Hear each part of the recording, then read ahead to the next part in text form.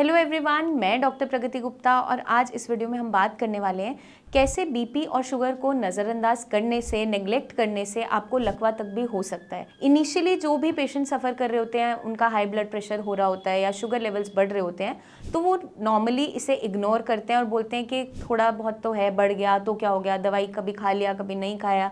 हम उस पर ज़्यादा ध्यान नहीं देते, वहाँ पे हम करेक्शन नहीं करते। कई बार मेडिसिन खा भी रहे होते हैं तो परहेज़ नहीं कर रहे होते या लाइफस्टाइल चेंजेस नहीं कर रहे होते।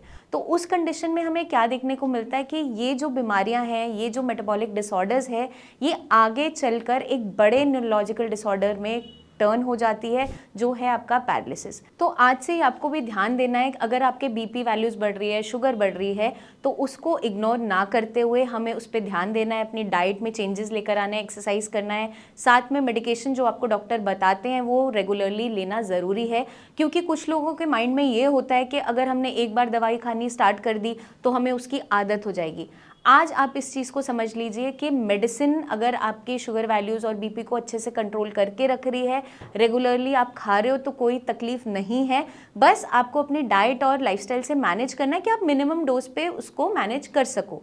बट ऐसा नहीं सोचना कि हमें इसकी आदत हो जाएगी और वहाँ पे शुगर और बीपी जहाँ शूट अप करता है वहाँ पे आप मेजर कॉम्प्लिकेशन में लैंड अप हो जाते हैं। तो आज हम जानेंगे कि हाई ब्लड प्रेशर कैसे आपके ब्रेन को नुकसान दे सकता है। तो जब भी आपका बीपी शूट अप करता है, नॉर्मल बीपी वैल्यूज जो होती है 120/80 mm ऑफ Hg माना जाता है, बट आपके एज के साथ, कई सारी एक्टिविटीज़ के साथ ये वेरी कर सकता है। लेकिन बेसिकली हमें डायस्टोलिक बीपी पे ध्यान देना है, मतलब कि नीचे वाला बीपी आपका अराउंड 80 लैंड अप करना ज़रूरी है। तो वो कैसे हो सकता है? आपकी डेली डाइटरी चेंजेस के साथ, आपके मेडिकेशन के साथ, आपके लाइफस्टाइल चेंजेस जो आप कर रहे हो उसके साथ मैनेज हो सकता है, ऐसा नहीं है। वेट को इन चेक रखना इंपॉर्टेंट है, तो ये सारी चीज़ें हम फॉलो करेंगे।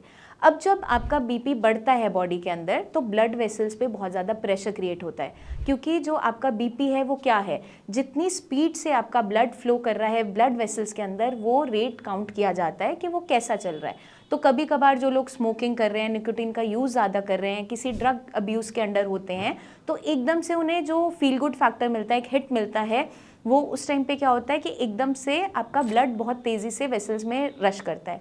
तो ये जब ब्लड वेसल्स में ब्लड रश करता है तो हर एक ऑर्गन पे बहुत तेज़ी से जाकर हिट करता है, चाहे आपकी किडनीज़ हो, चाहे आपका लिवर हो, चाहे आपका ब्रेन है, चाहे हार्ट है, सारे वाइटल ऑर्गन्स इन्वॉल्व होते हैं। तो ब्लड वेसल्स में अगर बार बार ये प्रेशर क्रिएटेड रहता है तो उनकी जो वॉल्स है वो वीक होना स्टार्ट हो जाती है, जिसके कारण रहते हुए हम बहुत सी कॉम्प्लिकेशंस को फेस करना स्टार्ट कर देते हैं। तो अगर आपका बीपी कॉन्टिन्यूसली बढ़ता चला जा रहा है, उस कंडीशन में आप किडनी डैमेज से भी सफ़र कर सकते हो, या ब्रेन के अंदर हेमरेजिक स्ट्रोक हो सकता है, मतलब कि ब्लड वेसल रप्चर हो गई, वहाँ पे कोई नस फट गई, जिसके कारण से ब्लड आपके ब्रेन के अराउंड फैलेगा और जिसके कारण से ब्रेन के टिश्यू को नुकसान होगा और वहाँ पे पैरालिसिस भी हो सकता है।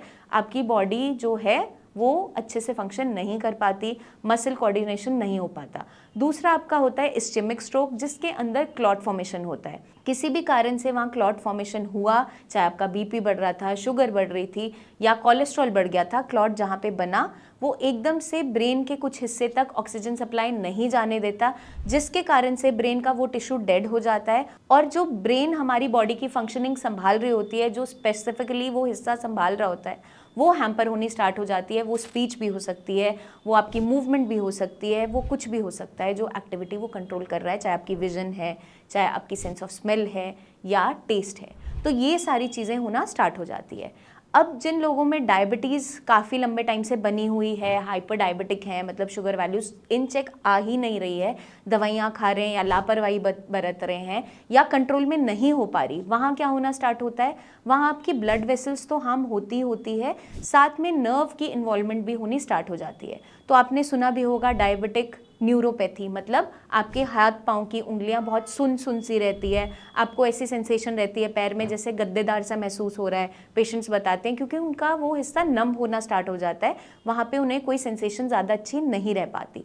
तो इस कारण से भी आपको ये प्रॉब्लम स्टार्ट हो जाती है और वहाँ पे आगे चलकर पैरालिसिस होने के चांसेस बढ़ते चले जाते हैं। जिन पेशेंट्स में बीपी शुगर साथ में जुड़ जाता है वहाँ पे डेफिनेटली बहुत ज़्यादा कॉम्प्लिकेशन और बढ़ जाती हैं, क्योंकि एक इफेक्ट आपका नर्व पे भी आ रहा है, ब्लड वेसल पे भी आ रहा है, मसल्स पे भी आ रहा है, तो सारे ही सिस्टम इन्वॉल्व हो जाते हैं, जिसके कारण से आपकी कॉम्प्लिकेशन बढ़ती चली जाती है। तो इसलिए बहुत इंपॉर्टेंट है शुरुआत से ही बीपी शुगर को मैनेज रखना, ये बीमारियां हमारी बॉडी में ना आए, उन चेंजेस को अपनी लाइफस्टाइल में लेकर आना, जिसके अंदर सबसे इंपॉर्टेंट है आपकी डाइट। मेजॉरिटी आपका डाइट चीज़ों को ठीक भी करती है और बीमारियों को लेकर भी आती है, तो 80% रोल उसका है।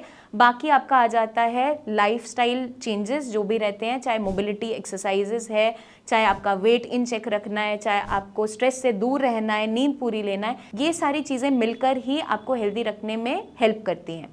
तो हमें ध्यान रखना है कि बीपी और शुगर आपको डेली मॉनिटर करना है।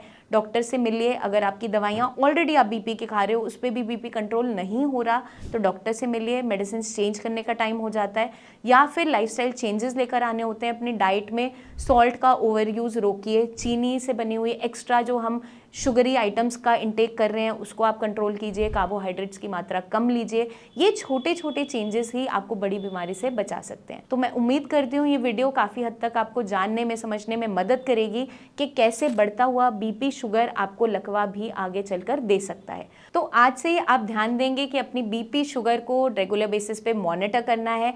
थोड़ी सी भी फ्लक्चुएशन अगर मिल रही है उसको इग्नोर नहीं करना है, डॉक्टर से तुरंत मिलना है। जल्दी हम आपसे फिर मिलेंगे, तब तक के लिए अपना ध्यान रखिएगा एंड टेक केयर।